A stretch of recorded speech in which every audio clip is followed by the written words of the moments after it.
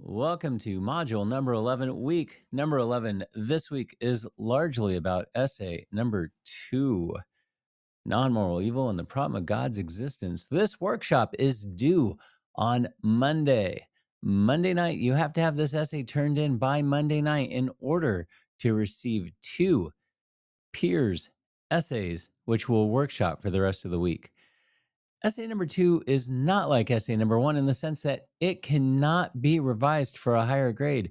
We have one bite at the apple on this, but we have this week to workshop it, continue to allow it to evolve, and then we got next week to finalize it. So you have 2 weeks to do this. And so I will talk a little bit more about the essay, but this is one shot at it. So we need to make sure that we nail this.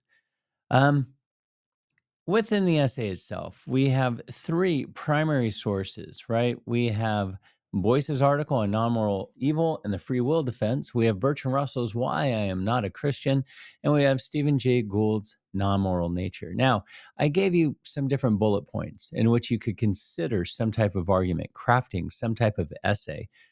But I'm not asking you to do all of them. I'm not asking you to do all 3 of the primary sources. I really want you to develop a compelling essay that utilizes one of the primary sources as a springboard into a larger discussion. That larger discussion has to have an argument. It has to have claims. It has to have support. It has to have rhetorical sophistication. So if you have a subject matter which is kind of adjacent to any of the bullet points, anything that you think like, well, you didn't say to write about this, but you find access to these primary sources in a way that you actually are excited about, reach out to me. Let's discuss it via email. I just want to make sure the big thing that you are really tightening the focus on this essay so that it can be managed within 5 to 7 pages. This is very difficult to actually get within 5 to 7 pages. The closer to 5 pages you are, the less likely it is that you've adequately developed it. We're dealing with a very complex primary source. Starting this essay is going to require you to really lay out a solid summary of that primary source in a meaningful way so that the reader of your essay doesn't have to go read the primary source and come back. You can't start in the middle of this argument. You have to lay out the foundation of it, really explaining what the author of the primary source's main ideas were and what they were trying to communicate. Then, after a page and a half of doing that, you can lay into your ideas. Now, don't leave the primary source at the door. Don't leave that person standing in the introduction. Bring them throughout your essay. Engage with their ideas. Develop the rhetoric in a meaningful way that substantially deals with their ideas. So again, can't have a subject that's so broad it couldn't possibly handled in 5 to 7 pages. If you think, wow, I could write a book on that, it's broad, it's too broad. Okay. So that essay, again, workshop going to be due Monday night.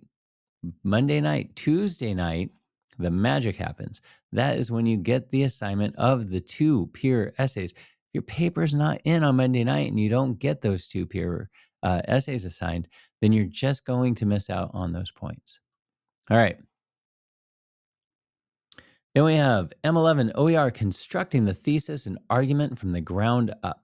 So again, as you're going through the different ways that you can organize your paper, develop your ideas, substantiate your thesis, consider how your thesis and your arguments are being developed throughout the paper in a meaningful way in conjunction with this OER.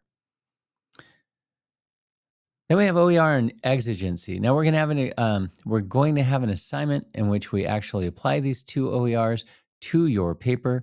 Exigency is important. Now that is, why do we have to do it right now? And within all of your papers, there should be some aspect of stakes.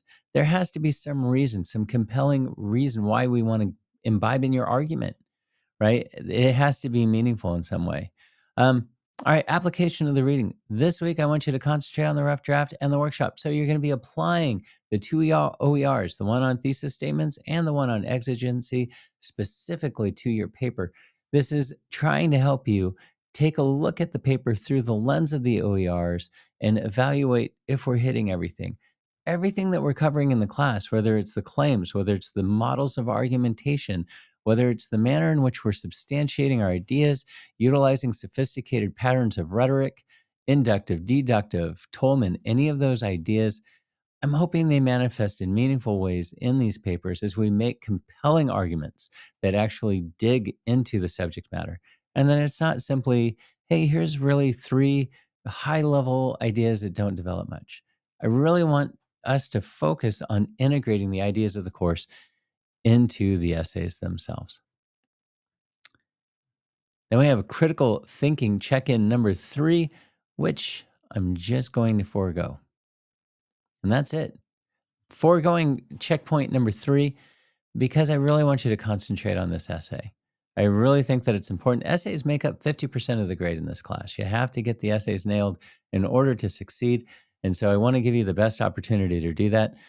Probably move critical thinking check-in number 3 into next week. So if you have any questions, please drop by the office hour or send me an email. Have a fantastic week.